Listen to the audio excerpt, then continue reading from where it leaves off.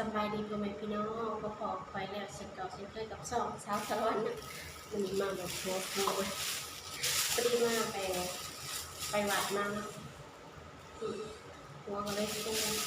เยอะมากคืออันบัวว่าเป็นวันที่เราจะแกงใหม่แต่มันแกงใหม่สีแซ่บใหม่เขาก็ต้มใบตั้งแต่เมื่อวันซุปคนเลยเนาะเพราะว่าเมื่อวานเนี่ยจะมียานางก็เลยเก็บไว้แกงมากินปกติเราจะแกงกินน้ำหนึ่งน้ำสองเลยรู้ไหมเขาไปแย่งซื้อมาจนหัวเหี่ยวจนเป็นสีดำแต่ก็เป็นยังยังใช้ได้ยังดำเปื่อยนิดหน่อยเดี๋ยวไปแกงกันเลยนี่น้ำใหม่เขาต้มไว้ใช้ทงไว้แต่มันจืดแล้วเอาแค่มาเทแล้วกันตำกระเบือมาใส่แล้วก็แกงนะต้มไว้แล้วอันนี้น้ำยานางนะซื้อมา10 บาทมื้อน่ะฝนตกแห้งเลยน้ำยานางบ่มีร้านใดก็บ่มีไปถามทุกร้านนี่ไปสิไปค้างหม้อไว้เนาะไปตำกระเบือค้างไว้ก่อน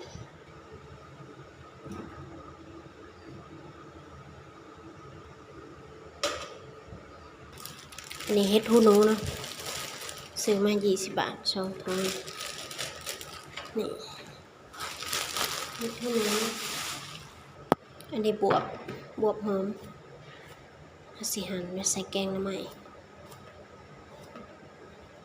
หั่นไว้ก่อนเดี๋ยวค่อยไปล้าง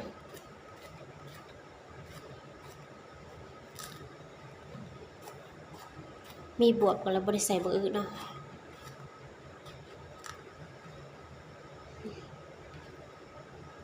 เฮ็ดก็ตัดตะวันดำๆออก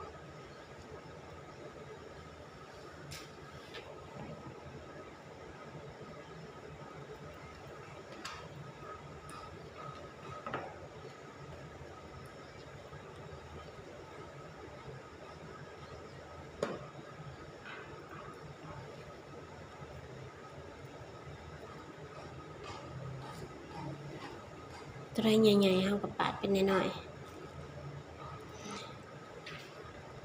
นี่ไปล้างน้ำ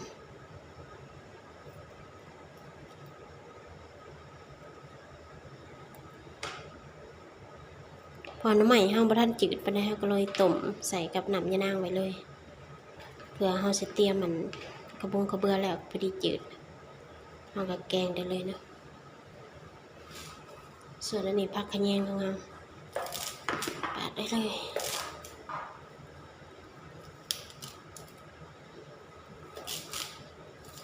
นี่ผักขะแยงหอมเราก็สิแช่น้ำไว้เนาะ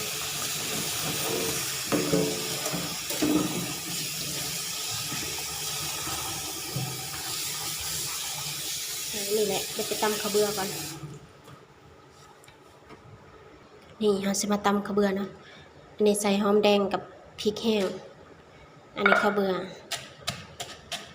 เราจะไปตำก่อน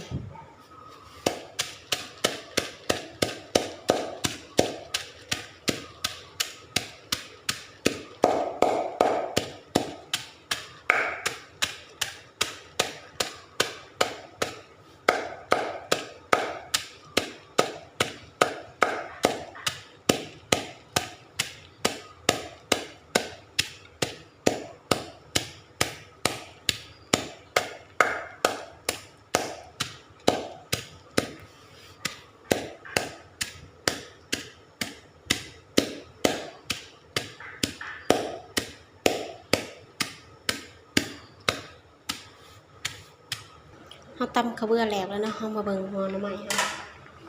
อันนี้ลูกโดดเด้อใส่ลงไปพริกดิบ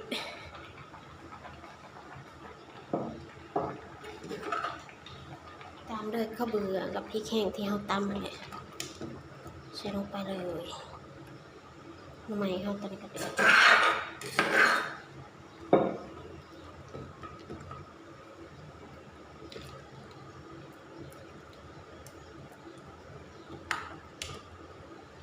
หมอมันห่อนกันเลย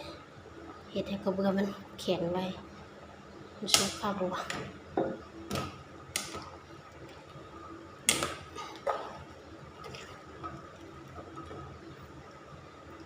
ไปตักน้ำยีนางไปล้างก้นโคกกัน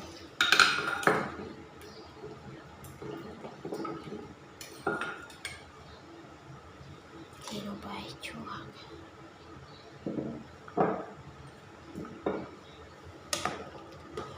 ตอนนี้พดบัวเลย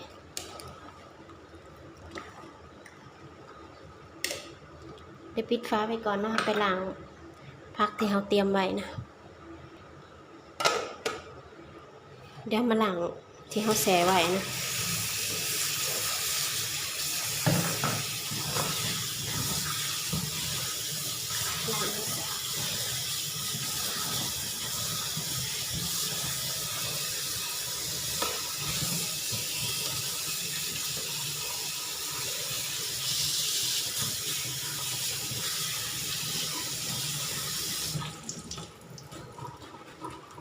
เรียบร้อยเดี๋ยวจะไปใส่หม้อแบบนี้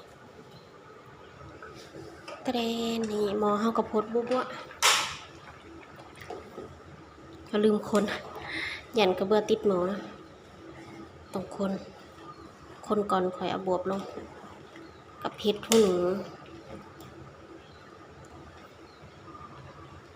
นี่เอาบวบกับเห็ดหูหนูลงเลยแบบนี้ยานั่งก็เอาไว้ครึ่งหนึ่งเนาะ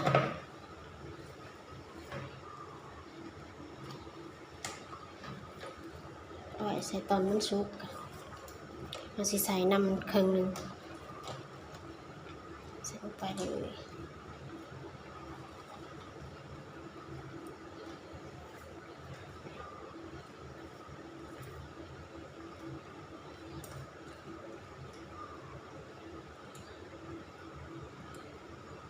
อันนี้แกงบะร้ายเนาะแบบหม้อน้อยๆน้ำใหม่บะร้ายน้ำใหม่3 หยอดน้อยๆนะก็เลยใส่แต่บวบใส่แต่ผักขะแยงก็พอนะเดี๋ยวใส่บวบใส่เห็ดแล้วก็สิมาปรุงแบบนี้พอนี้มาทันปรุงเนาะ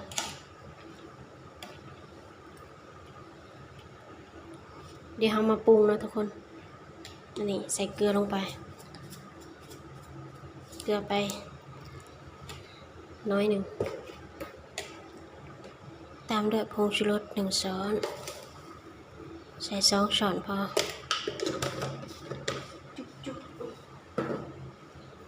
ลงไป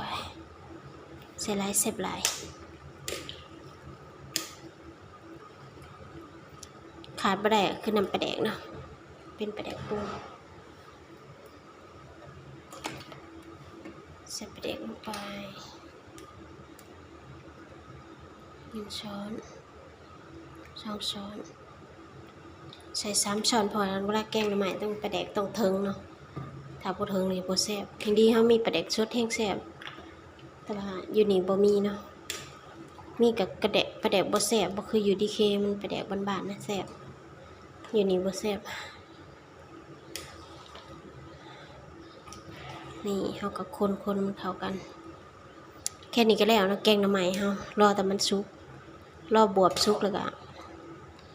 ปิดแก๊สได้เลยนะลูกโดดเฮาใส่ปลาแดกลงไปแล้วหอมเดี๋ยวรอมันพดก่อนเดี๋ยวสิมาชิมแล้วก็ใส่ผักขะแยงสุดท้ายก็แล้วแกงหน่อไม้เฮาบ่ได้ยุ่งยากปิดฝาไว้ก่อนกระเด็นนี่แกงหน่อไม้เฮาสุกแล้วเนาะพี่น้องกระเด็นกินน้ำกันใส่ผักขะแยงเนาะสุดท้ายสุดใส่ผักขะแยงลงไปเยอะๆเลยแล้วก็ปิดแก๊สได้เลยนะเพราะว่าสุกแล้วบวบเฮาก็เปื่อยพอดีตัวนี้หอมกันนะมาเด้อทุกคนมากินข้าวกันแซ่บๆตอนเพลนมีลูกโดดพร้อมนี่ลูกโดดหน้าตาเป็นแซ่บขนาดมาทุกคนมากินข้าวกัน แซ่บแท้แน่นอนแกงหน่อไม้แบบบ้านๆเลยมื้อนี้บ่ได้ใส่เนื้อสัตว์บ่ได้ใส่หยังเลยใส่แต่บักบวบเฮ็ดหน่อไม้จบแกงหน่อไม้ของแท้นี่เดี๋ยวชิมเบิ่งก่อนเนาะเพราะว่ายังบ่ได้ชิม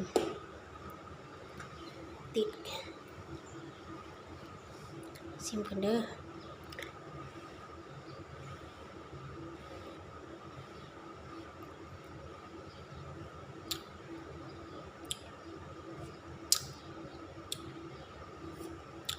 อร่อยกินกับข้าวเหนียวร้อนๆแซ่บๆคลิปนี้อาจสิบ่ได้ลงมือวันอาทิตย์บางทีก็ลงมือวันอื่นเนาะเพราะว่า